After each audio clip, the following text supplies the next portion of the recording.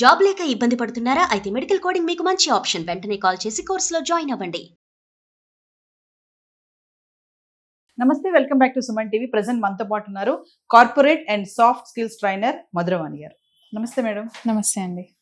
Madam, job reject అవడానికి నేను recent ఒక ఆర్టికల్ చదివాను. అందులో ఏంటంటే డిఫరెంట్ వింత వింత ఈమెయిల్ నేమ్స్ పెడితే కూడా అవి కెరియర్కి కూడా అడ్డంగా ఉంటున్నాయంట.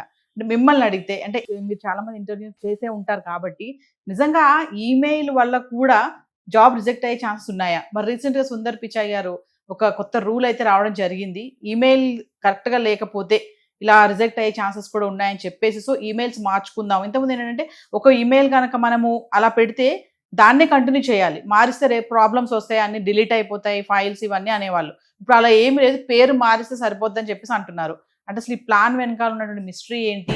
ఆ ఈమెయిల్కి కెరియర్కి సంబంధం ఏంటి? అంటే ఇప్పుడు మనం చూసుకుంటే ఈమెయిల్స్ అంటే మనం చిన్న 15-16 ఇయర్స్ ఉన్నప్పుడే పిల్లలు జీమెయిల్ క్రియేట్ చేసుకోవడం స్టార్ట్ చేస్తారు. సో వాళ్ళకి అప్పుడు ఆ అవగాహన లేకుండా sweet girl Swathi, lover boy Nani, ఇట్లా అన్ని క్యూట్ నేమ్స్, పెట్ నేమ్స్ పెట్టి ఈ జీమెయిల్ క్రియేట్ చేసుకుంటారు. సో దాంట్లోనే వాళ్ళు ఫొటోస్ సేవ్ చేసుకోవడం కానీ, వేరే పర్సనల్ డేటా సేవ్ చేసుకోవడం కానీ అన్నీ ఉంటాయి. సో ఇప్పుడు వాళ్ళు ఒక ఇంటర్వ్యూ స్టేజ్కి వచ్చినాక అదే మెయిల్ ఐడి యూస్ చేస్తున్నారు.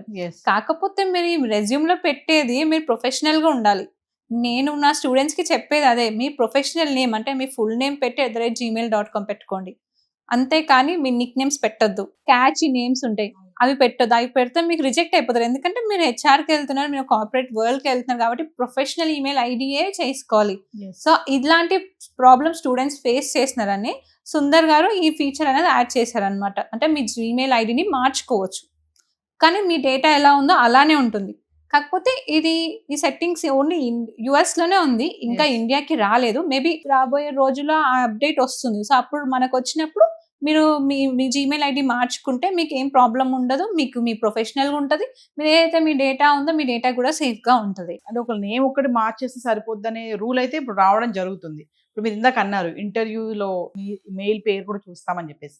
అసలు మామూలుగా ఇంటర్వ్యూకి వచ్చినప్పుడు బేసిక్గా, అంటే గతంలో మనం ఒక వీడియో చేసాము, కొన్ని క్వశ్చన్స్ అడుగుతారని చెప్పారు కదా, ఇలాంటి బ్యాక్గ్రౌండ్కి సంబంధించి లైక్ ఈమెయిల్స్ కానీ ఇంకా ఇలాంటివి ఏమైనా చెక్ చేయడం జరుగుతుందా? మీరు రెజ్యూమ్ ఇస్తే మీరు స్టార్ట్ నుంచి ఎండింగ్ వరకు అన్ని స్క్రీన్ అవుతుంది. మీరు ఏం డీటెయిల్స్ పెట్టారు, మీరు పెట్టింది నిజమా అబద్ధమా, ప్రతి ఒక్కటి, అంటే స్పెల్లింగ్ మిస్టేక్స్తో సహా అన్ని చెక్ చేస్తారు. సో మీరు ప్రొఫెషనల్గా ఉండాలంటే మీరు ప్రొఫెషనల్ వే లాగా రాయాలి. కొందరు ఏం చేస్తారు, జస్ట్ నేమ్, వాళ్ళ ఎడ్యుకేషన్ డీటెయిల్స్ ఇస్తారు అంతే. అంటే ఏం లాంగ్వేజెస్ వస్తే అవే ఇస్తారు అంతే. వాళ్ళ స్కిల్స్ ఏంటి, వాళ్ళు చేసిన ప్రాజెక్ట్స్ ఏంటి, ఇవేమి ఇవ్వరు, జస్ట్ బేసిక్ ఇస్తారు. అట్లాంటి రెజ్యూమ్ వెళ్ళినప్పుడు మీ హెచ్ఆర్ ఇంట్రెస్ట్ చూపించారు. అంటే వీళ్ళకి ఏం స్కిల్సే లేవు, జస్ట్ ఎడ్యుకేషనల్ క్వాలిఫికేషన్స్ ఉన్నాయి అంటే వీళ్ళని ఎందుకు హైర్ చేసుకోవాలన్న పెద్ద క్వశ్చన్ మార్క్ ఉంటుంది. అదే మీరు రెజ్యూమ్ లో మీ స్కిల్స్ అప్డేట్ చేశారు అనుకోండి, లేకపోతే మీరు ఏదైనా ప్రాజెక్ట్ అవుట్కమ్ అప్డేట్ చేస్తారు, రెజ్యూమ్ చూడగానే చాలా ఇంప్రెస్ అయిపోతారు. ఓ క్యాండిడేట్ కి ఇంత స్కిల్స్ ఉన్నాయి, వీళ్ళని నేను హైర్ చేసుకుంటే నా కంపెనీకి చాలా బెనిఫిట్ అవుతుంది అని అట్లా మీ ప్రొఫైల్ అక్కడ షార్ట్ లిస్ట్ అవుతుంది. మీరు ఓన్లీ ఎంటీగా ఇచ్చేస్తే అక్కడ మీరు ఫస్ట్ మీకు హెచ్ఆర్ కి షేక్ హ్యాండ్ ఇచ్చేది మీరు కాదు, మీ రెజ్యూమ్. సో మీరు ఏదైతే మొత్తం కంప్లీట్ మీ కెరియర్ మూవీ ఉందో దానికి హీరో మీ రెజ్యూమే. సో మీ రెజ్యూమ్ లో ఏదైతే కరెక్ట్ పెడతారో దాని వల్ల మీకు ఇంటర్వ్యూ వచ్చే ఛాన్స్ ఉంటుంది. కొంతమంది స్మార్ట్ గా బిహేవ్ చేస్తారు. ఈ మధ్య కాలంలో మన ఏఐ, చాట్ జీపీటీ ఇవన్నీ వచ్చేసాయి కదా, దీంట్లో వాడేస్తున్నారు. డీటెయిల్స్ ఇచ్చేస్తే అది కంప్లీట్ పిక్చర్ ఇచ్చేస్తుంది. అలా కూడా వాడు రెజ్యూమ్ ప్రిపేర్ చేసేసుకుంటున్నారు.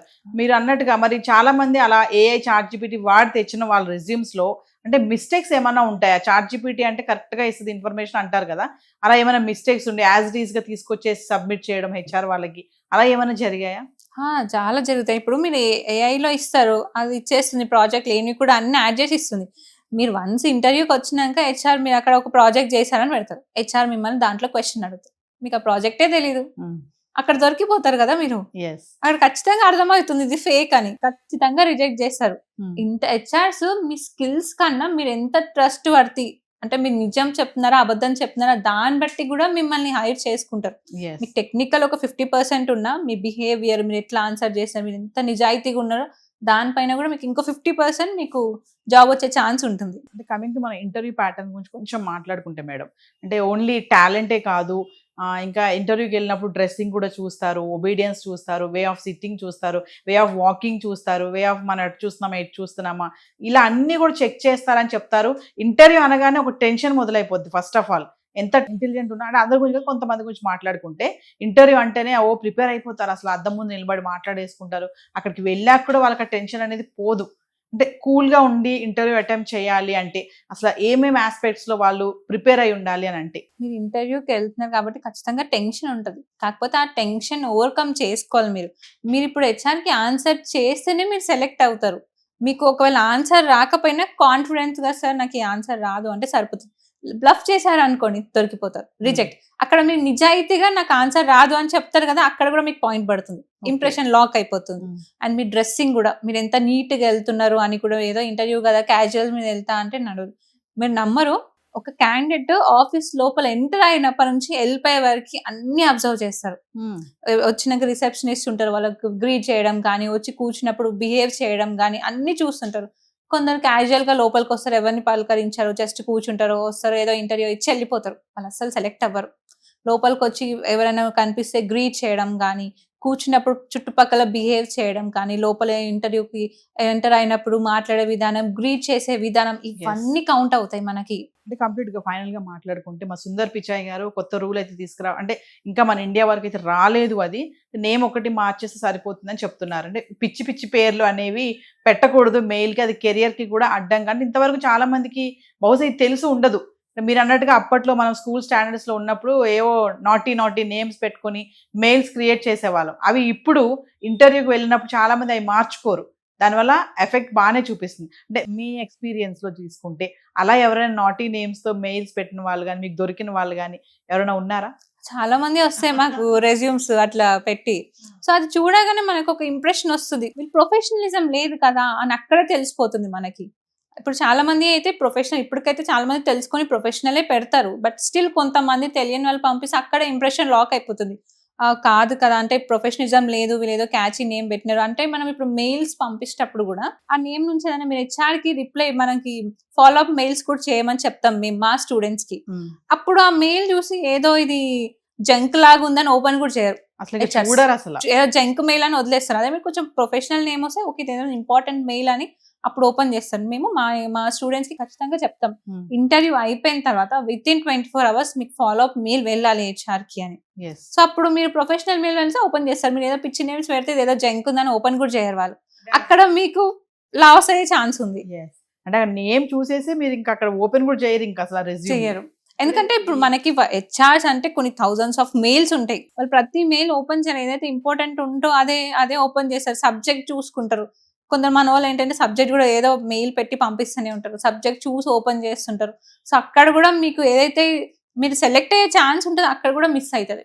సో అందుకనే సుందర్ గారు ఇది కొత్త ఫీచర్ తీసుకురావడం జరిగింది. ఎందుకంటే చాలా మంది యంగ్స్టర్స్ కూడా ఏమైందిలే ఈ మెయిల్ నేమ్ వల్ల నా జాబ్ ఏమైనా పోతుందా అనే ఒక ఆలోచనలో ఉంటారు. నాకు టాలెంట్ ఉంది, నాకు ఇంత బాగుంది, నా కెరియర్ ఉంది, నాకు టెక్నాలజీ పరంగా ఇంత ఇంటెలిజెంట్ ఉన్నాను, ఈ నేమ్ ఇలా అంటే ఆ జోలికి వెళ్ళరు, అంత కాన్సన్ట్రేషన్ ఉండదు కదా.